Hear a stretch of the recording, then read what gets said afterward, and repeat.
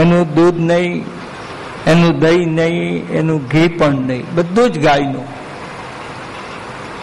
પણ આપણે ત્યાં તો ગાયનું દૂધ શોધવા નીકળવું પડે. આપણે ક્યાં મળશે?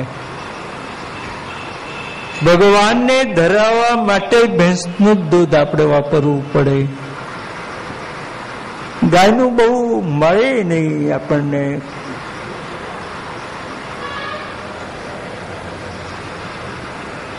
અને મળે તો ઘણાને ગમે નહીં.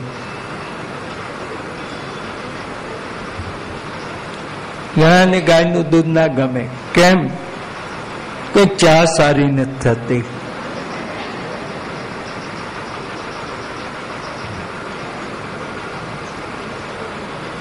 તો ભગવાને ચા બનાવવા માટે આ દૂધ બનાવ્યું હતું.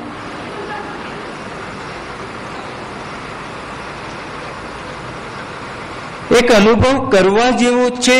બે છોકરાઓ તો એકને ગાયના દૂધ ઉપર રાખો ને એકને ભેંસના દૂધ ઉપર. બંનેની બુદ્ધિમાં જમીન આસમાનનો ફેર પડશે.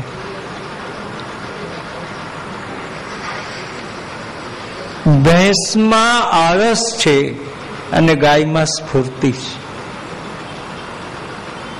ભેંસ મોટે ભાગે આખો દાડો આમ બેસી જ રહેશે અને ગાય બેસી નહીં રહે. ભેંસની બુદ્ધિમાં દૂધ બુદ્ધિમાં જડતા લાવે છે અને ગાયનું દૂધ બુદ્ધિને શાર્પ બનાવે છે.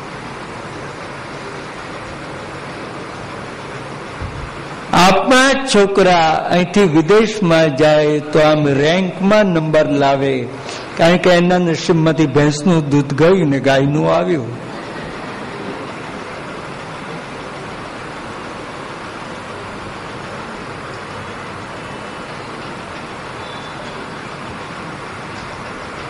એક વાર એક પરદેશમાં એક ભાઈએ સવાલ પૂછ્યો કે પરદેશમાં આટલા બધા સંશોધન થાય ને ભારતમાં કેમ નથી થતા? મેં હસતા હસતા મજાકમાં જવાબ આપ્યો હતો, તમે બધા ગાયનું દૂધ પીવો એટલે અહીં ગાડી આ બધા સંશોધન થાય અને અમે બધા ભારતમાં ભેંસનું દૂધ પીએ. અને અમારા ગુજરાતના ગામડામાં તો ભેંસનું એક નામ, ગામડાના લોકો ભેંસને ગામડામાં એનું નામ 2 અક્ષરનું, એક ડોબુ, અને એનું દૂધ અમે બધા પીએ. એટલે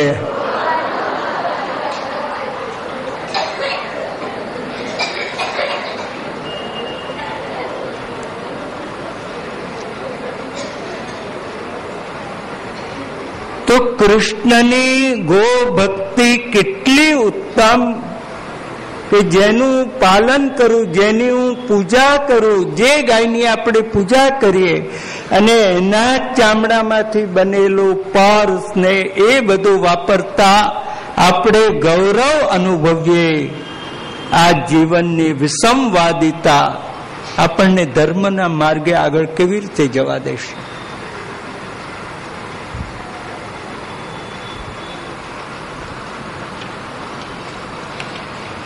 ભગવાન જ્યાં સુધી વ્રજમાં બિરાજ્યા છે ત્યાં સુધી ચરણમાં પાદુકા નહીં, બૂટ નહીં, ચંપલ નહીં, કઈ જ નહીં.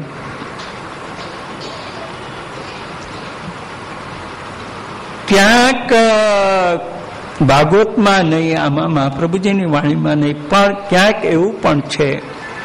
યશોદાજી કે લાલા તું આ ઉઘાડા પગે જાય છે, આ કાંટા કાંકરા તને વાગે પગમાં, તો બુટ ચંપલ પહેરીને જાને તું. તો ભગવાન કે માં, હું અહીં ગાડી ગાયોની સેવા કરવા આવ્યો છું. તારે ઘેર માં હું ગાયોની સેવા કરવા આવ્યો છું. એટલે ગાય મારી માલિક અને હું એનો સેવક.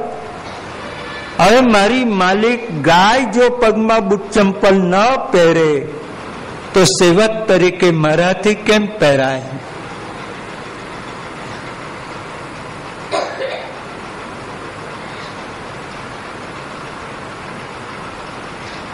આ કૃષ્ણની ગો ભક્તિ કેવી ગાયોની.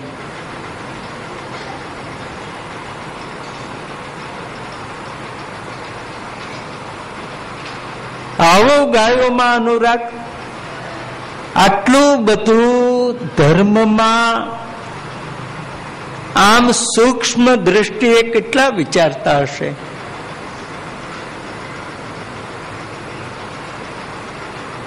એકવાર નાથદ્વારાના મોતીમેલમાં કથા હતી. દાઉજી બાવા હતા. કથા પછી એ જ રૂમમાં નવનીત પ્રિયાજીને પધરાવાના હતા. આમ રૂમમાં આમ ચારે બાજુ ફરતા શ્રી મહાપ્રભુજીથી લઈ આજ સુધીના આચાર્યોના ચિત્રો હતા. એમાં દાઉજી મહારાજ કે આ ચિત્ર અહીંથી ઉતારી લેવાનું, આ ઉતારી લેવાનું, આ ઉતારી લેવાનું, આ ઉતારી લેવાનું.